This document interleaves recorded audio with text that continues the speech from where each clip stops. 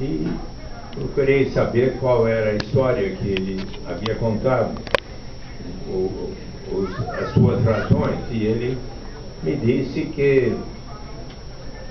era por volta de 1947, ele ainda era um estudante da Faculdade de Direito de São Francisco, e aquele que viria a ser o seu sogro havia adquirido uma área ali chamada Gleba Jaraguá de 172 mil metros quadrados, correspondendo a 30 alqueires. Ele alegou que naquela época não havia índios ali, e como depois ele se casou, o seu sogro faleceu, ele ficou casado 47 anos com a sua esposa, que então tinha aquela propriedade juntamente com outros, e a sua esposa faleceu, ele se tornou viúvo, está com 92 anos e solicitou a reintegração de posse já uma vez em 2005, quando índios Guarani, os mesmos, haviam ocupado aquela área. Na oportunidade, a FUNAI fez um entendimento com eles para saírem sem qualquer resistência. Depois houve uma outra ocupação no ano seguinte por pessoas que não eram índios, e aí houve a reintegração de posse e foram enviados embora pela força policial. Mas daí em 2013 os índios ficaram sabendo de um estudo antropológico feito pela FUNAI que reconhece que aquela área da chamada Gleba Jaraguá, que está próxima da aldeia onde vivem os índios Guarani, na verdade pode ser considerada como área de ocupação dos índios, e de maneira prevista no artigo 231 da Constituição Brasileira, segundo o qual a propriedade dos índios não é apenas a aldeia onde eles vivem, mas é toda aquela área que precisam para as suas atividades, seja de pesca, de criação de animais, de atividades agrícolas e tal, e neste sentido, portanto, a Marinês, que é antropóloga, poderá falar melhor do que eu, eles teriam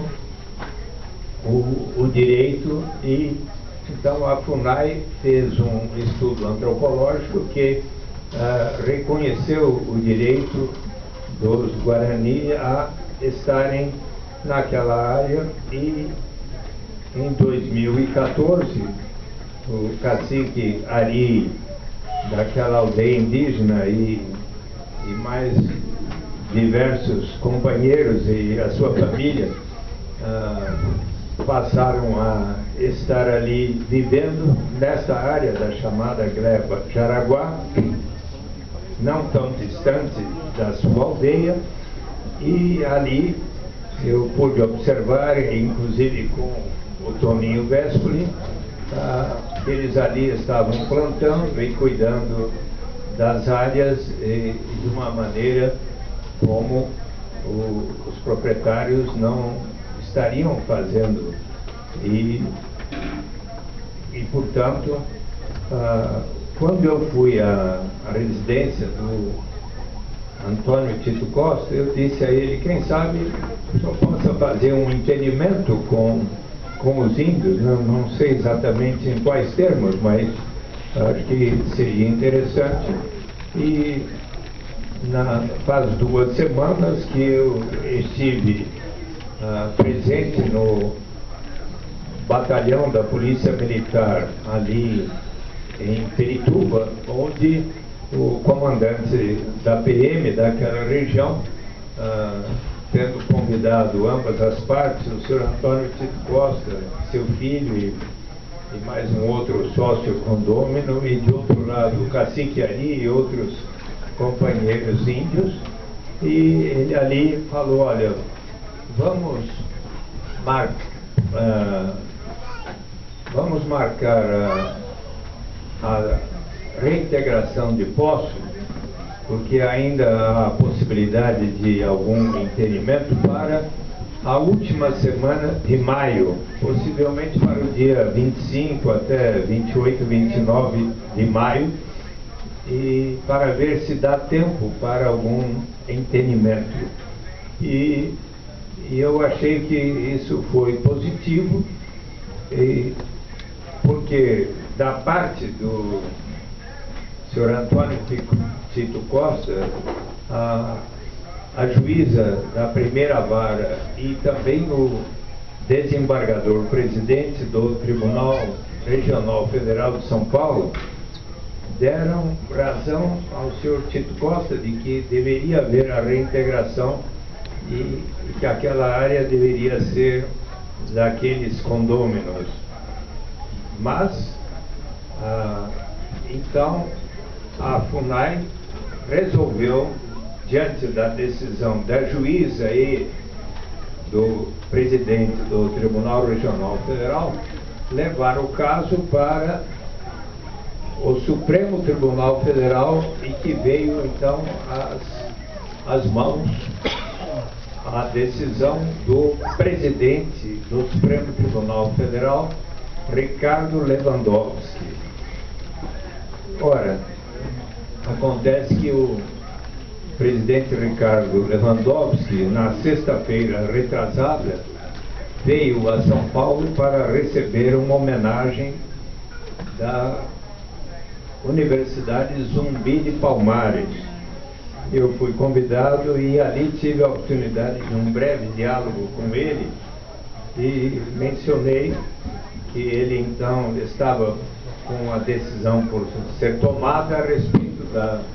da gleba Jaraguá, e ele me disse: olha, eu solicitei de ambas as partes qual é o conteúdo histórico de cada um, e também, já tendo recebido a avaliação tanto da FUNAI quanto da parte do senhor Antônio Tito Costa, eu solicitei a opinião do Procurador-Geral da República. E a senhora Eva Vieto, tem um sobrenome mais longo, mas que é a Procuradora-Geral da República em exercício, fez um parecer onde reconhece a legitimidade do estudo antropológico da FUNAI e resolveu suspender a reintegração de posse, que se daria na próxima semana, e ele inclusive disse, e até tinha dito a mim, que, se possível, ele gostaria que houvesse um entendimento entre as partes, e essa é a vontade dele. A decisão que ele tomou leva em conta isto. Então, eu disse ao Antônio Tito Costa: quem sabe só possa ter um diálogo com o prefeito Fernando Haddad, com o ministro da Justiça, José Eduardo Martins Cardoso, e na semana passada foi marcada a audiência que eu estive presente de Tito Costa com o prefeito Fernando Haddad, que então acho importante aguardar a decisão da Justiça e, por seu turno, o ministro da Justiça. Eu tenho dialogado com o secretário executivo do Ministério da Justiça, o senhor Marivaldo, também está se dispondo a dialogar com ambas as partes. O ministro José Eduardo Martins Cardoso recebeu na semana passada os representantes da aldeia Guarani. O Davi esteve lá, não foi, Davi? esteve com o ministro José Eduardo Martins Cardoso,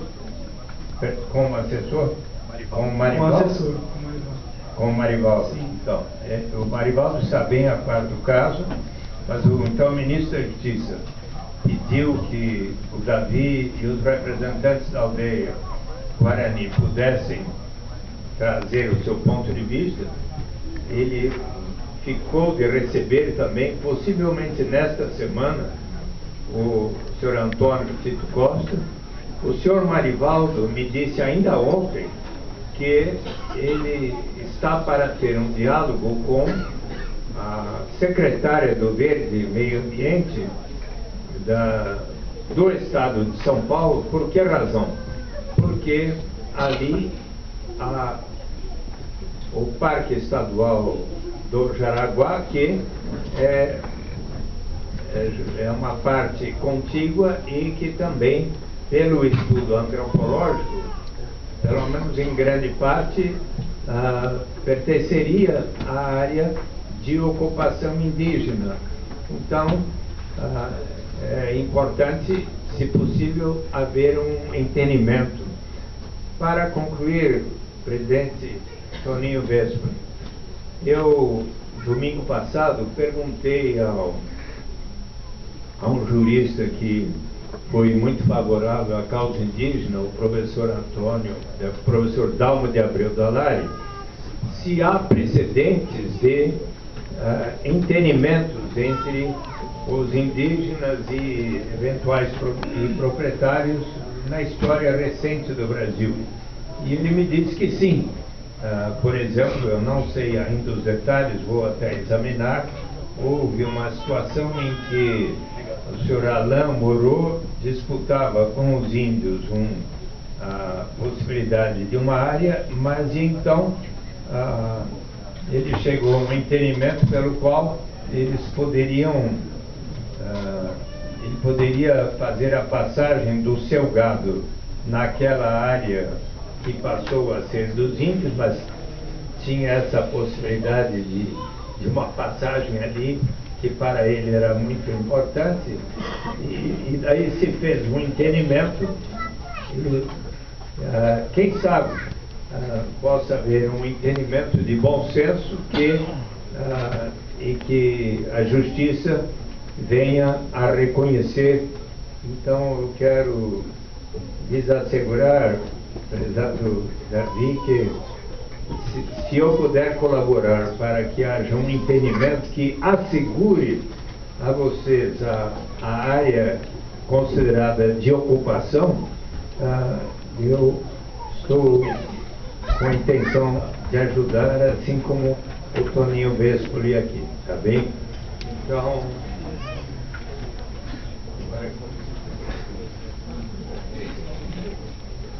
Haevete significa muito obrigado.